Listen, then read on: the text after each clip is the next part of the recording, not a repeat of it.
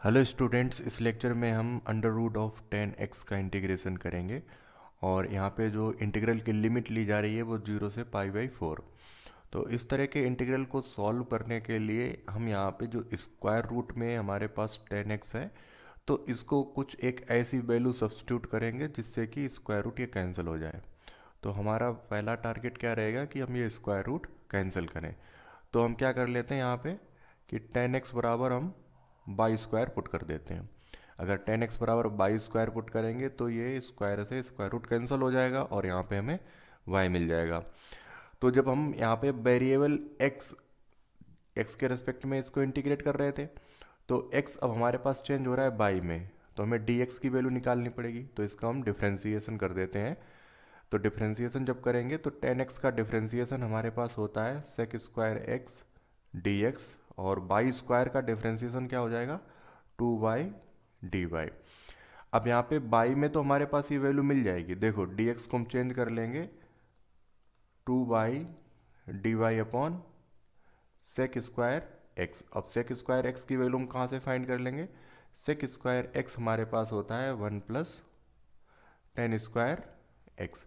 अब यहाँ पे tan x की वैल्यू क्या है? By square x. तो सेक स्क्वायर एक्स की वैल्यू हो जाएगी 1 + y⁴। तो ये हमारे पास हो जाएगा 2/dy अपॉन 1 + y⁴। तो अब इसको हम क्या करेंगे कि इंटीग्रल को जो x की लिमिट है इसको बाई में चेंज कर लेंगे। तो बाई में कहाँ से चेंज करेंगे? यहाँ से। देखो जब हमारे पास व्हेन x बराबर 0 था, जब ये लिमिट हमारे पास किसकी लिमिट है? ये x की लिमिट है ना। ये x बराबर 0 है और ये x बराबर π/4 है। जब x बराबर 0 है तब y बराबर क्या होगा? अब यहाँ पे 0 जब पुट करेंगे तो tan 0 ये 0 होता है। और जब x बराबर π/4 है तो y बराबर क्या होगा? तो y बराबर हमारे पास होगा, यहाँ पे π/4 पुट करो तो y बराबर वैल्यू होगी 1। तो यहाँ पे y की वैल्यू होगी इसमें 1। तो ये लिमिट हमारे पास 0 से, पहले x की लिमिट क्या थी? 0 से π/4। अब लिमिट क्या हो जाएगी जब y में चेंज करेंगे? 0 से 1। तो इंटीग्रल हमारे पास ये पूरा चेंज होके आ जाएगा, इंटीग्रल 0 to 1। अब यहाँ पे tan x स्क्वायर रूट में था तो बाई स्क्वायर पुट करेंगे तो सिर्फ y आएगा, y। अब dx की वैल्यू हमारे पास क्या आएगी? ये 2 × y dy अपॉन 1 + y⁴। तो अब यहाँ से देखो ये y मल्टीप्लाई होकर बाई स्क्वायर हो जाएगा, तो इसको बाई स्क्वायर कर लेते हैं। तो ऊपर हमारे पास बाई स्क्वायर है अपॉन में 1 + y⁴। तो हम क्या करते हैं कि इस इंटीग्रल में जो ऊपर बाई स्क्वायर लिखा है इसको हम हटा लेते हैं। इसको कैसे हटाएंगे? बाई स्क्वायर कॉमन कर लो नीचे से तो ये कैंसिल हो जाएगा। अब यहाँ पे बाई स्क्वायर नहीं है तो यहाँ क्या करेंगे? बाई स्क्वायर से मल्टीप्लाई कर देंगे इसको और बाई स्क्वायर से डिवाइड कर देंगे। अब देखो बाई स्क्वायर यहाँ भी है, यहाँ भी है, क्योंकि यहाँ पे y⁴ है तो एक बाई स्क्वायर कॉमन हो जाएगी। तो दोनों टर्म से बाई स्क्वायर कॉमन करेंगे, ऊपर का बाई स्क्वायर कैंसिल हो जाएगा। तो ये इंटीग्रल हमें मिलेगा 0 to 1 2 dy upon 1 upon y square plus y square. तो इस तरह से हमारा इंटीग्रल चेंज हो जाएगा। अब इस इंटीग्रल को हम और कैसे चेंज कर सकते हैं? तो ऊपर हमारे पास जो लिखी हुई क्वांटिटी है 2, तो 2 को हम इस तरह से लिख लें 1 + 1 upon y square plus 1 - 1 upon y square upon 1 upon y square plus y square dy। अब ऐसा करने से होगा क्या? देखो यहाँ पे हमारे पास 1 + वाई स्क्वायर है, 1 + 1 अपॉन वाई स्क्वायर, और इधर 1 - 1 अपॉन वाई स्क्वायर। तो यहाँ से प्लस का 1 अपॉन वाई स्क्वायर और माइनस का 1 अपॉन वाई स्क्वायर कैंसिल हो जाएंगे आपस में। तो हम ये फैक्टर है इनको अलग अलग कर लेते हैं। तो ये फैक्टर को जब अलग करोगे तो क्या मिलेगा? 1 + 1 upon y square upon 1 upon y square plus y square dy plus 1 - 1 upon y square 1 upon y square plus y square dy। अब यहाँ से देखो इस वाले टर्म को हम किस तरह से और चेंज कर सकते हैं? 1 upon y square plus y square को हम लिख सकते हैं 1 - 1 अपॉन वाई, 1 माइनस नहीं, वाई -1 अपॉन वाई का होल स्क्वायर और प्लस 2। जब देखो इसका होल स्क्वायर ओपन करेंगे तो क्या आएगा, ये बाई स्क्वायर आ जाएगा, यहाँ पे प्लस 1/बाई स्क्वायर इंटू 2ab होता है ना, तो यहाँ पे माइनस का साइन है तो -2 × AB, तो ये 2 आएगा और +2, तो 2 से 2 कैंसिल होकर क्या मिलेगा, ये 1/बाई स्क्वायर प्लस वाई स्क्वायर मिलेगा। तो इस वाले टर्म को हम किस में रिप्लेस कर लेंगे, बाई -1/बाई स्क्वायर प्लस 2, और यहाँ पे जो टर्म लिखा है उसको हम कैसे चेंज कर लेंगे, 1/बाई स्क्वायर प्लस वाई स्क्वायर बराबर, यहाँ पे देखो इसको हम लिख लेंगे 1 प्लस 1/बाई स्क्वायर -2। अब यहाँ पे हमने प्लस का साइन लिया है और इधर ये माइनस का 2 ले लिया, क्योंकि जब इसको स्क्वायर करेंगे तो यहाँ पे +2 आएगा और -2 कैंसिल हो जाएगा। अब यहाँ पे देखो माइनस ले रहे हैं, इधर प्लस ले रहे हैं, तो ऐसा क्यों ले रहे हैं, जब हम इस टर्म को t के बराबर पुट करेंगे तो डिफ्रेंशिएट होके ये मिलेगा हमें। अब इधर जब हम इस टर्म को t के बराबर पुट करेंगे तो ये डिफ्रेंशिएट होके मिलेगा हमें। तो इससे क्या होगा, ये इंटीग्रल हमारे पास चेंज हो जाएगा। अब यहाँ से देखो हमारे पास इंटीग्रल किस तरह से अब ये चेंज हो गया, इंटीग्रल 0 to 1, ये सब लिमिट 0 to 1 ही रहेगी, है ना, 0 to 1 0 to 1। अब यहाँ पे हम इसको चेंज कर लेते हैं, 1 + 1/y स्क्वायर dy अपॉन, इसको चेंज कर लेंगे, देखो क्या चेंज किया था इसको हमने, बाय -1/बाई स्क्वायर, तो बाय -1/बाई का होल स्क्वायर और +2। सेकेंड वाले इंटीग्रल को 0 to 1 1 - by square dy upon by plus by का होल स्क्वायर और -2। अब हमारे पास यहाँ पे इंटीग्रल, इसको हम I1 ले लेते हैं और इसको I2 ले लेते हैं। तो I1 को सॉल्व करेंगे, देखो I1 में हमने क्या किया, I1 इंटीग्रल में पुट y -1/बाई बराबर t, तो y -1/बाई बराबर t जब पुट करेंगे और इसको हम डिफ्रेंशिएट करेंगे, क्योंकि अब हम बाई वेरिएबल को t में चेंज कर रहे हैं तो हमें dy की वैल्यू चाहिए, तो डिफ्रेंशिएट करो इसको, तो y का डिफ्रेंशिएशन 1 और -1/बाई का डिफ्रेंशिएशन होगा +1/बाई स्क्वायर। ठीक है, इसकी पावर ऊपर लेके जाएंगे तो -1 हो जाएगा, -1 की पावर का डिफ्रेंशिएशन कर देंगे इंटू dy बराबर dt। तो dy की वैल्यू हमारे पास देखो 1 + 1/बाई स्क्वायर ऊपर लिखा है इंटू dy की वैल्यू dt हो जाएगी। अब लिमिट और चेंज करनी है, तो लिमिट यहाँ पे जब हम, ये लिमिट हमारे पास किसकी है, बाई की है ना, ये लिमिट बाई की है। अब बाई बराबर जब हम क्या पुट करेंगे 0, तो t की लिमिट क्या हो जाएगी, देखो t की लिमिट यहाँ पे हम 0 पुट करें तो 0 - 1/0, तो इन्फिनिटी हो जाएगी t की वैल्यू यहाँ पे, और माइनस साइन लिखा है तो -इन्फिनिटी। अब इसके बाद में हम y बराबर जब 1 पुट करेंगे तब t की वैल्यू क्या होगी, जब y बराबर 1 पुट करो तो t की वैल्यू क्या मिलेगी, 1, यहाँ से 1 - 1 0, तो t की वैल्यू भी यहाँ पे t की वैल्यू 0 मिलेगी। तो लिमिट क्या हो गई, लिमिट हो गई -इन्फिनिटी टू 0। तो I1 हमारे पास चेंज हुआ -इन्फिनिटी टू 0, ऊपर हमारे पास ये dt आ जाएगा अपॉन में ये t² + 2। तो ये फार्मूला अगर हम tan इनवर्स का बनाना चाहें तो क्या करना पड़ेगा, यहाँ पे हम इसको स्क्वायर रूट लगा लेते हैं और इधर स्क्वायर कर लेते हैं। तो अब हमारे पास ये tan इनवर्स का फार्मूला बन गया। तो tan इनवर्स का फार्मूला क्या होता है, इंटीग्रेशन जब इसका होगा तो 1/√2 into tan inverse t upon √2। अब इसमें लिमिट हमारे पास क्या है, इंटीग्रेट तो हो गया -इन्फिनिटी टू 0। अब यहाँ पे upper limit minus lower limit, देखो अपर लिमिट हमारे पास जब 0 यहाँ पे पुट करेंगे तो ये पूरा ब्रैकेट यहाँ पे जो टर्म है ये वाला, ये 0 हो जाएगा, तो ये 0 हो जाएगा माइनस।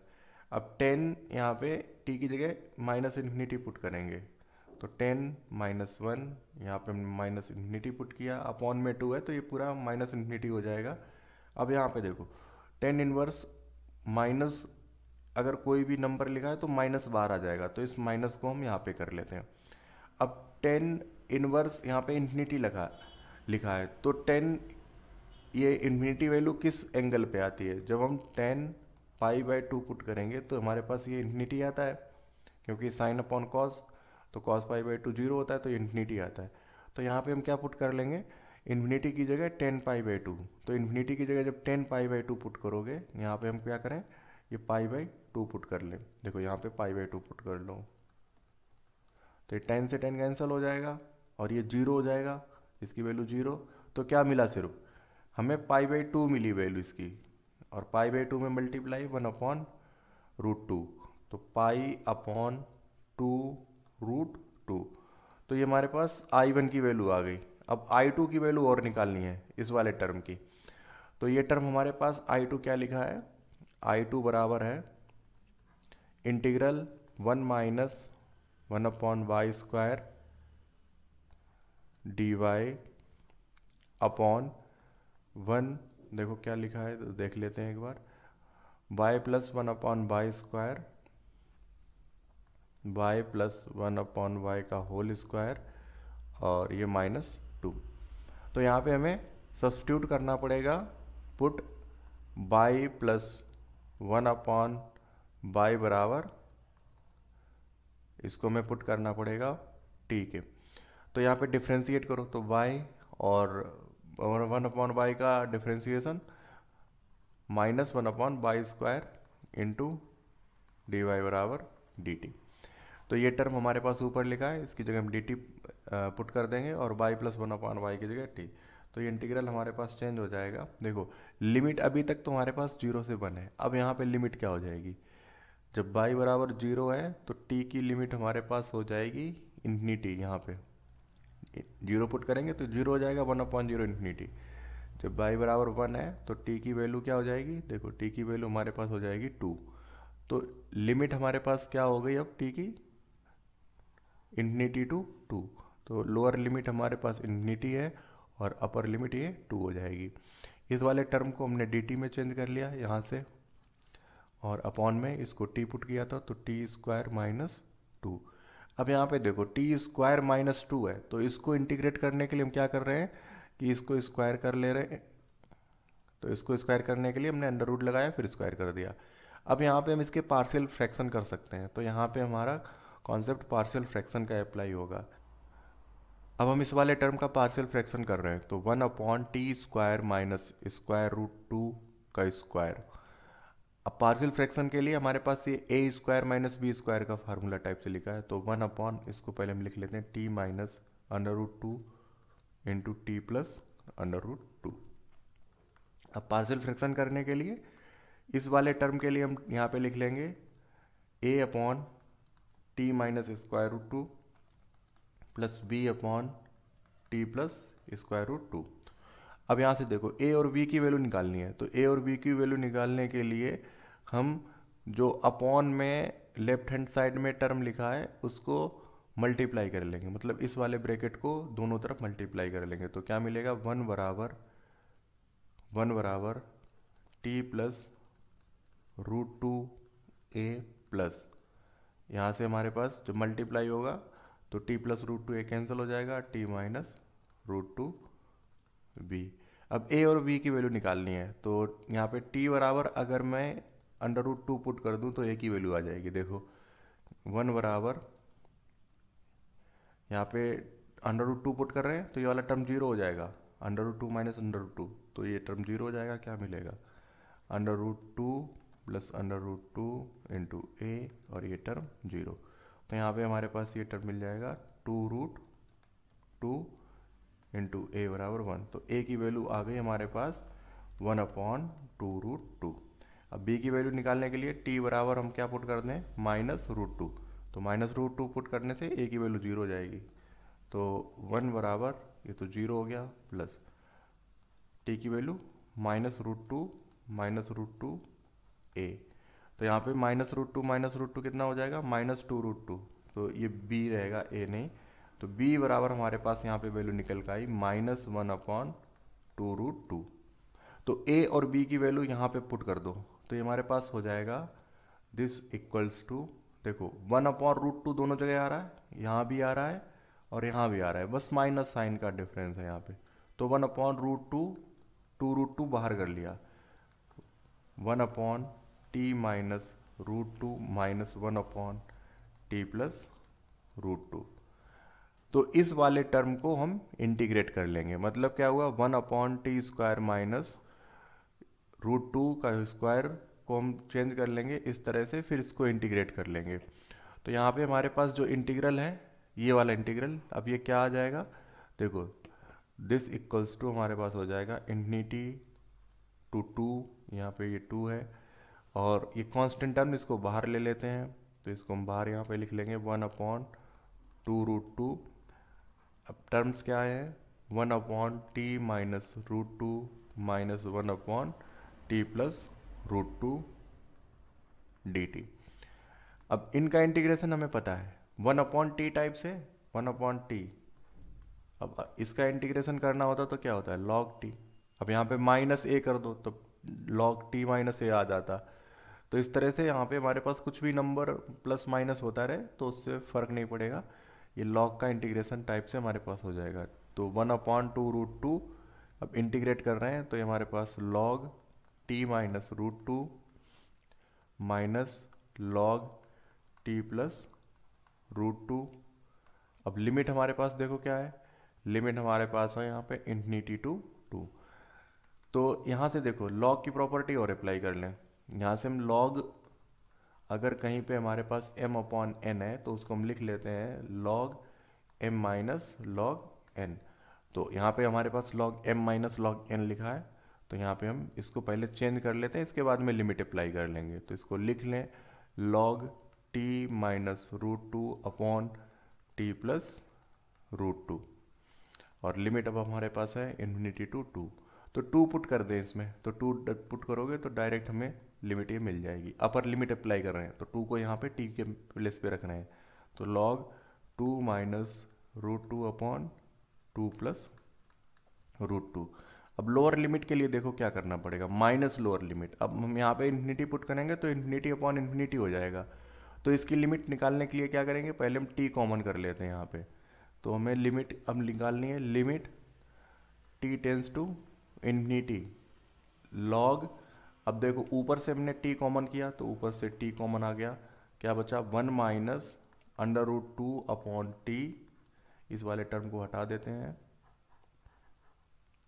ऊपर से t कॉमन कर लिया तो t देखो यहाँ पे नहीं है तो यहाँ पे हम t मल्टीप्लाई कर लेंगे, डिवाइड कर लेंगे, तो डिवाइड वाली बची रहेगी। तो t 1 माइनस √2 अपॉन t। अब अपॉन में भी t कॉमन कर लेते हैं, तो ये हमारे पास ब्रैकेट किस तरह से, ये तो रहेगा ही, इसको बड़ा ब्रैकेट यहाँ पे लगा लेते हैं। यहाँ से भी t कॉमन किया, 1 प्लस √2 अपॉन t। अब t से t कैंसिल हो गया। अब यहाँ पे लिमिट हम जब अप्लाई करेंगे तो देखो ये टर्म 0 हो जाएगा, ये टर्म 0 हो जाएगा, 1 बचेगा, 1/1 तो log 1।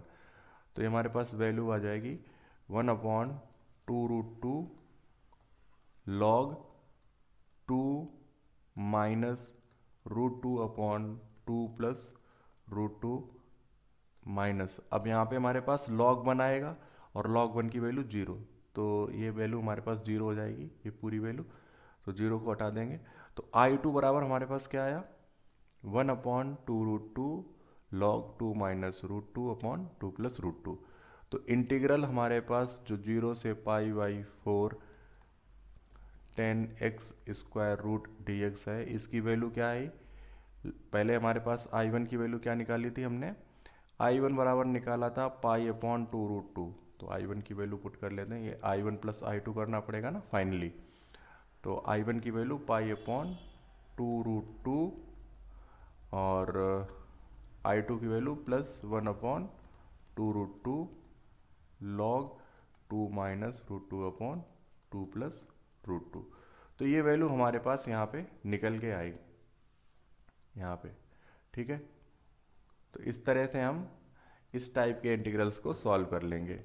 तो इस लेक्चर में बस इतना ही, नेक्स्ट लेक्चर में कुछ और इंटीग्रल सॉल्व करेंगे। Okay, thank you.